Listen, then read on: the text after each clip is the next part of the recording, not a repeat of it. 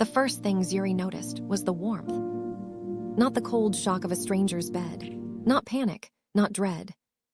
Warmth. The kind that wraps around your bones and makes you forget, for just one perfect moment, that the world outside exists at all. She stirred slowly. Silk sheets. The scent of cedar and something darker, sandalwood, maybe, or smoke from somewhere far away. Morning light cut through floor-to-ceiling windows in thin gold lines, painting the room in something that looked almost sacred. Her eyes opened. And then she saw him. He was already awake. Lying on his side, watching her with an expression she couldn't name. Quiet, careful, like a man who had spent his entire life being looked at with fear, and had forgotten what it felt like to be looked at with anything else. His face was, she didn't have a word for it, sharp in some places, soft in others, dark hair falling slightly across his forehead, a jaw cut like intention, and eyes dark, still, deep, that hadn't moved from her face. She should have been scared. She wasn't. "Good morning," he said, low, unhurried, like the words were something he'd been holding carefully. Zuri blinked, looked at the ceiling, looked back at him. "This isn't my room," she said. "No," he agreed, "it isn't." A beat of silence stretched between them, but it wasn't the sharp, electric silence of danger. It was something warmer, slower, the kind of silence that holds the memory of a night neither of them was quite ready to release. Because here was the thing. Here was the part that would change everything. She remembered last night.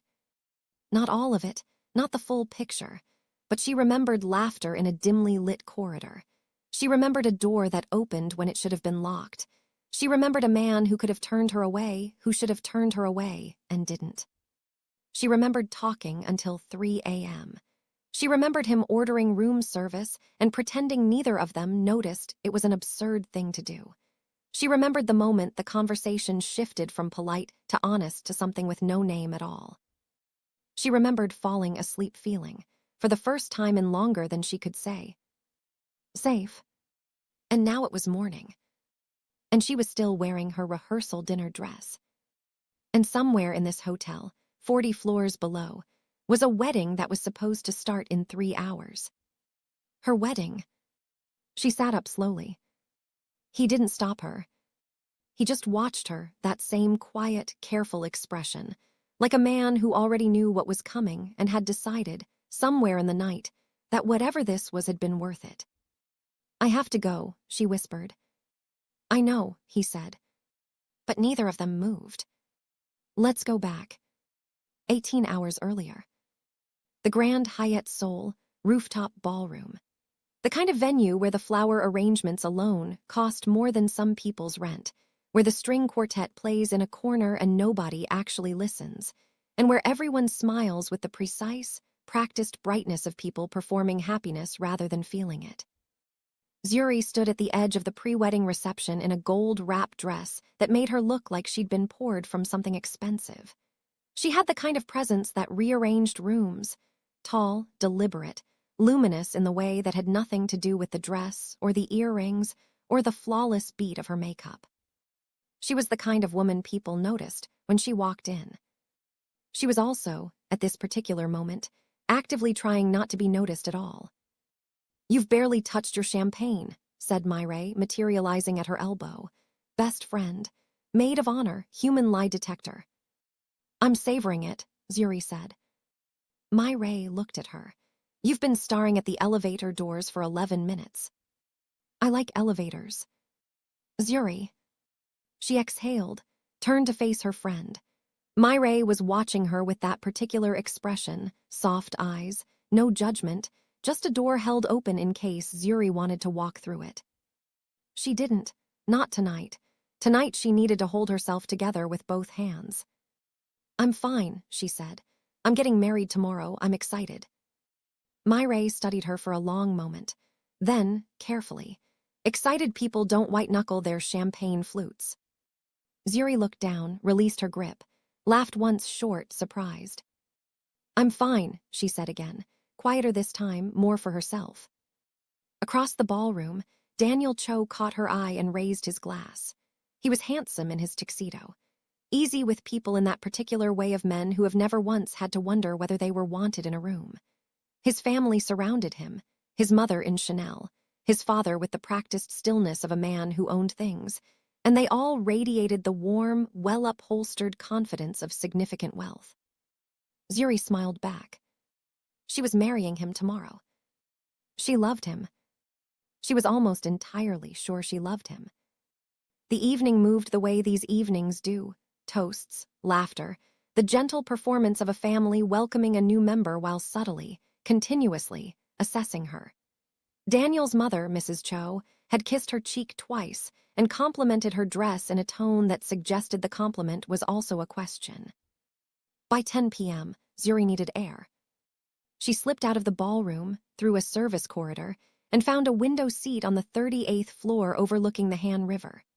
Souls spread out below her like scattered diamonds, alive and indifferent and beautiful, and she pressed her forehead against the glass and let herself, just for a moment, stop performing. She was 28 years old. She had built her life from scratch in a city that wasn't hers, in a language she'd learned syllable by syllable, in an industry that hadn't expected her and had learned to make room. She had done all of that. She had earned all of that. So why, sitting here on the night before her wedding, did she feel like she was standing at the edge of a door she wasn't sure she wanted to walk through? She pushed the thought down. She stood up. And that is when she took the wrong elevator. The Grand Hyatt had 2 elevator banks on the 38th floor, east and west. Zuri had come in from the east. She left from the west. This is the kind of mistake that shouldn't matter. This is the kind of mistake that changes everything. She rode up to what she thought was the 42nd floor, her suite, walked down the corridor, found the door at the end of the hall, slid her keycard. The light blinked green. She pushed the door open into darkness, stepped inside, set her clutch on the entry table, and was 4 steps into the room before she registered that something was wrong. The room was too large. The layout was different. And there was a man sitting in the armchair by the window, jacket off, sleeves rolled to the elbows, a glass of something amber in his hand, looking at her with an expression of calm, precise attention.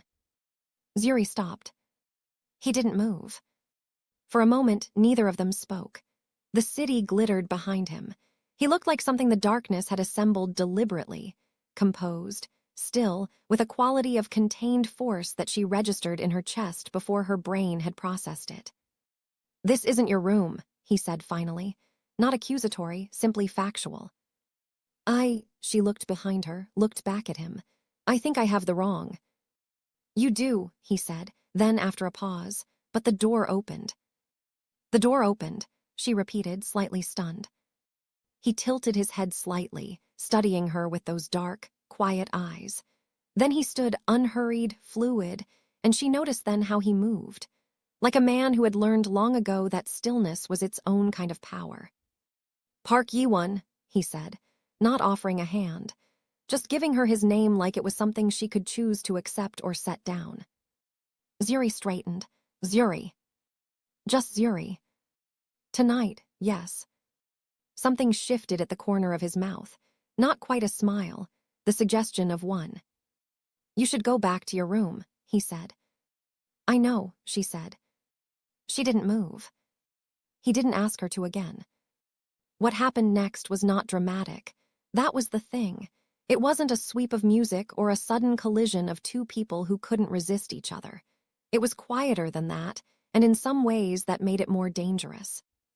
He offered her a drink because she looked like she needed one, and she sat down because her feet hurt, and the alternative was going back to a suite where she'd spend the next 2 hours thinking too hard about tomorrow. She asked him why he was sitting alone in the dark. He said he preferred it. She said she understood that.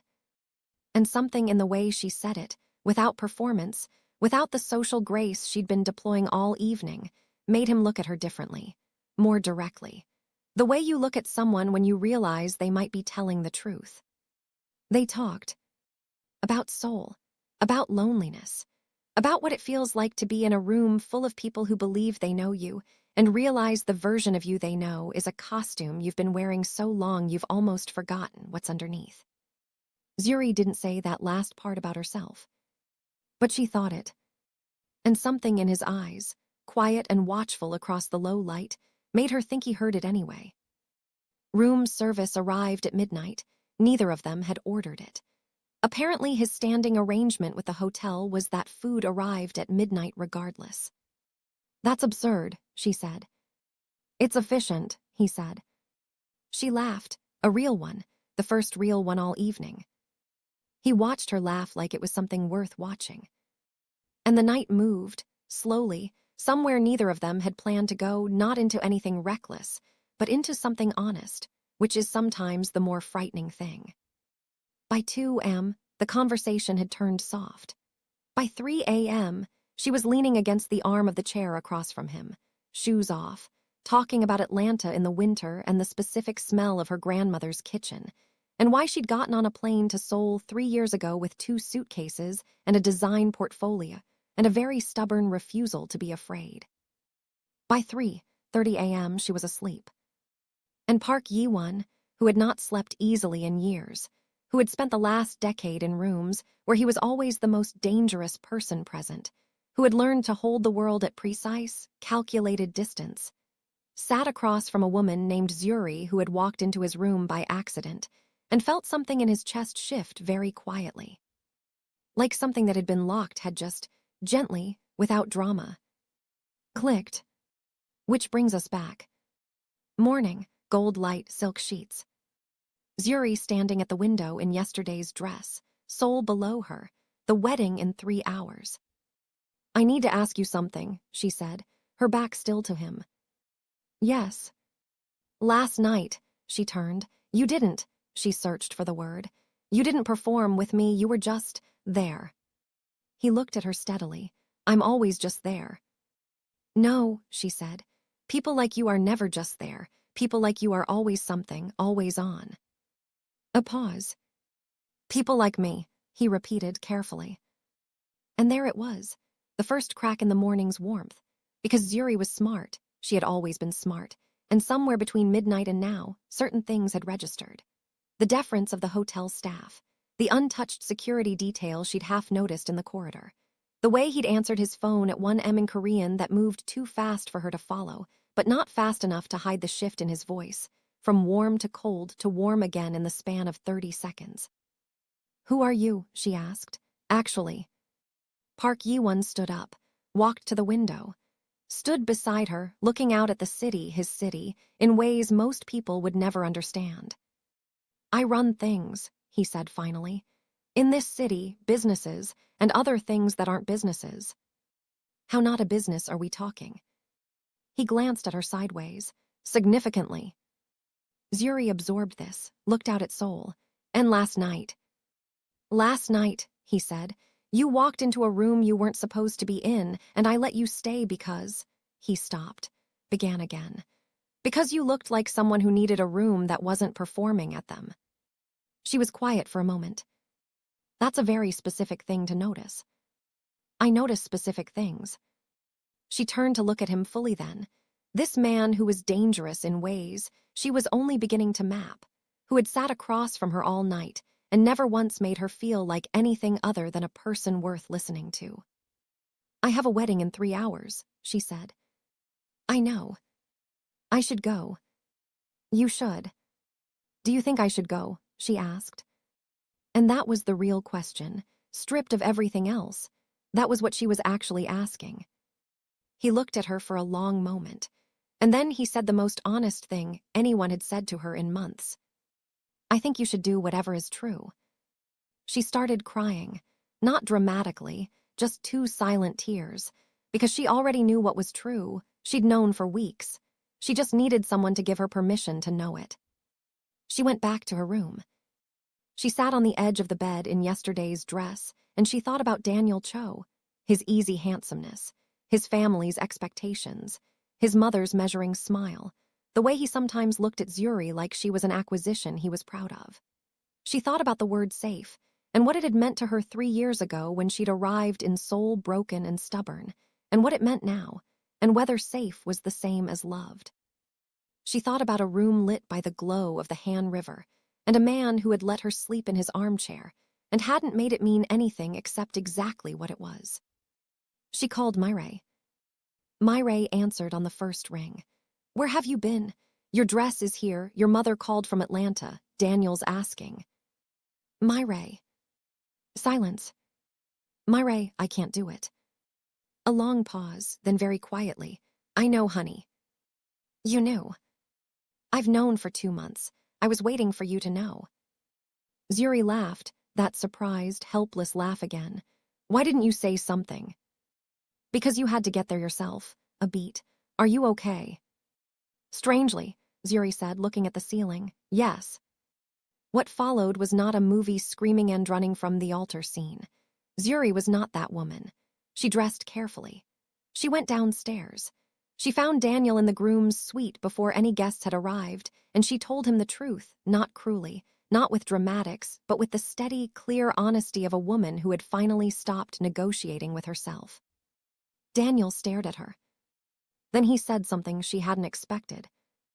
"Is there someone else?" And she thought about dark eyes and cedar scent, and a conversation that had lasted until 3 a.m. "No," she said, truthfully.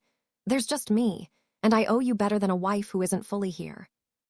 Daniel nodded slowly and said, "I think I knew too," and that was somehow the most heartbreaking and relieving thing. The wedding was postponed. The guests were managed. These things happen, and in the world of powerful families with sufficient PR instincts, they happen quietly. By noon, Zuri was sitting alone in the hotel's rooftop garden with her shoes off, and a coffee she wasn't drinking, looking out at Seoul and feeling, underneath the complicated wreckage of the morning, something that took her a moment to identify. Light. She felt light. "You didn't go through with it." She didn't startle. She wasn't sure why. Maybe she'd been half expecting it, him. Park Yi-won stood at the entrance to the garden, jacket back on, composed. That same quality of stillness that she'd now decided was simply what he was made of. "How did you know?" she asked. "There's not a wedding happening in this hotel," he said. "I would have been informed." "You would have been informed," she repeated, "of a wedding." "I'm informed of most things." She shook her head slowly. "That is deeply alarming." "Yes," he agreed, walking toward her. "It is." He stopped a few feet away, close enough to be a choice, far enough to be a question. "Are you all right?" he asked. And the simplicity of that, no agenda, no calculation, just "are you all right?" made her chest ache. "Getting there," she said. He sat down beside her. Not close, just present. The city spread out below, indifferent and luminous, and for a while neither of them spoke, and it wasn't uncomfortable, it was the opposite. It was the particular piece of being with someone who doesn't require you to fill the silence. "I should tell you," he said eventually, "that I am not a simple man." "I got that." "My life is," he paused, choosing precisely, "complicated, in ways that have consequences for people near me." Zuri turned to look at him. "Is that a warning?" "It's a fact." "Are you warning me away from you?" He met her eyes. Something moved through his expression, honest, almost reluctant. "I'm trying to be fair to you." "That's interesting," she said, "because last night you told me to do whatever is true." She held his gaze. "This is me doing what's true. I don't know what this is. I don't know you. You don't know me. But I know that whatever happened in that room last night was the most real I've felt in longer than I want to admit." A pause. "I'm not asking you for anything. I'm just not pretending it wasn't real." Over the following 3 weeks, Zuri learned things. She learned them carefully, in pieces, the way you learn a city you've decided to stay in, not all at once, but street by street, building trust with each block. She learned that Park Yi-won was 34 years old. That he had inherited, at 22, an empire his father had built in the gray space between legitimate business and the kind of arrangements that kept Seoul's underworld functioning without spilling into chaos. That he ran it with cold precision and a reputation that kept people from testing him, not because he was brutal, but because he was thorough. She learned that his world had rules, and the first rule was that people in it did not get close to him. She learned this because 3 of his associates told her so, in escalating degrees of politeness, over the course of her first 2 weeks back in Seoul. None of them actually tried to intimidate her. They were, she realized, almost testing her to see if she'd flinch, if she'd run, if she'd prove herself to be what Yiwon's world had taught him everyone eventually was, temporary. She did not flinch. She also renegotiated her design contract to a 6-month extension, moved into a new apartment in Ambw, and threw herself back into work with the focused energy of a woman who had just cleared her own path and had room now to move in it. Yiwon called her, not every day, but regularly, at unusual hours, once at 11 p.m. to ask her opinion on whether a building's lobby should use warm or cool lighting. "Is this actually a design question, or are you just calling me?" she asked. A pause. "Both," he said. She smiled at her ceiling. "Warm, always warm. Cold lobbies make people feel like they're being processed." "Warm," he repeated, like he was writing it down. "Yiwon." "Yes." "You can just call me. You don't need the lobby." A longer pause this time. "Noted," he said, and she could hear the almost smile in it, and that was enough for now. They moved slowly. That was by design, not strategy, but something more honest than that. Both of them had learned, in different classrooms, that fast and bright things burn. But some things cannot stay slow. 6 weeks after the wedding that wasn't, it found her. Not Yiwon's world specifically, but the edge of it. She was working late in her studio in Hongdae when 2 men came in. Suits, careful faces. They told her very politely that she was a liability, that her proximity to Park Yiwon created complications for people who preferred to operate without complications, that the wise thing, the healthy thing, would be to return to Atlanta. Zuri set down her pencil. She looked at them. "Are you threatening me?" she asked, with the specific calm of a woman from Atlanta who had grown up with a grandmother who'd survived things these men could not conceive of. "We're advising you," said the first man. "Leave," she said. They didn't. What happened next happened very fast. The door opened. Not because Zuri had called anyone, not because these men had made a sound, but because Park Yiwon had been informed, and Park Yiwon had moved, and Park Yiwon had crossed half of Seoul in 20 minutes in a way that suggested this particular outcome had not been acceptable to him. He walked in with 2 men of his own, and a quality of contained fury that did not raise its voice, and did not need to. The conversation that followed was in Korean, fast and cold, and Zuri understood maybe a third of it. But she understood the part where the first man blanched, and the part where the second man apologized to her directly, and the part where both of them left without looking back. When they were gone, Yiwon turned to her. She had expected anger, at her, at the situation, at the complication she represented. Instead, he crossed the studio, stood in front of her and said, "Are you hurt?" "No," she said. He exhaled, slow, controlled, the exhale of someone who had been holding something tightly and had just been given permission to put it down. "I'm sorry," he said. "That was because of me." "I know. I should have." "Yiwon," she put her hand on his arm, felt the tension there. "I'm not leaving." He looked at her. "Zuri." "I'm not leaving," she said again, simply, with the same steadiness she gave everything. "So the question isn't whether I leave. The question is what we do next." The most dangerous man in Seoul's underworld, standing in a design studio in Hongdae surrounded by blueprints and color swatches, looked, for just a moment, entirely undone. And then, carefully, the way you handle something you've decided matters, he covered her hand with his. It wasn't easy. It wasn't supposed to be. There were months of navigating what his world was and what she was willing to stand in proximity to. There were conversations that ran past 2am, honest to the point of pain, about what this meant and what it cost and what neither of them was willing to lose. Yiwon, for his part, had already been making changes, not because of Zuri, But because she had arrived in the middle of a process he'd begun alone, a slow and deliberate restructuring of what he'd inherited into something that could survive in daylight. She had simply, somehow, made him more sure of the direction. She moved into the legitimate side of his world like she moved into every room, with her presence, her precision, her specific and tremendous refusal to be made small. She consulted on 3 building projects connected to his above-board real estate holdings. She argued with his architects and was right often enough that they stopped arguing back. She had dinner with his mother, who was sharp and watchful, and assessed Zuri the way a woman assesses someone she suspects will be permanent. "You're not what I expected," his mother said over tea. "What did you expect?" Zuri asked. A pause, someone easier to manage. Zuri smiled. "I'm told that's been noted." His mother studied her. Then a small, genuine thing smiled back. His mother became her most unexpected advocate, because she recognized something in Zuri that she had hoped for in a partner for her son for years. Not softness, not deference, but honesty. The plain, unperformative kind. 6 months after the morning in the hotel, Yi-won took her to the Han River at night. No staff, no arrangements, just him and her and the city reflected in the water. "I need to ask you something," he said. "You're nervous," she observed.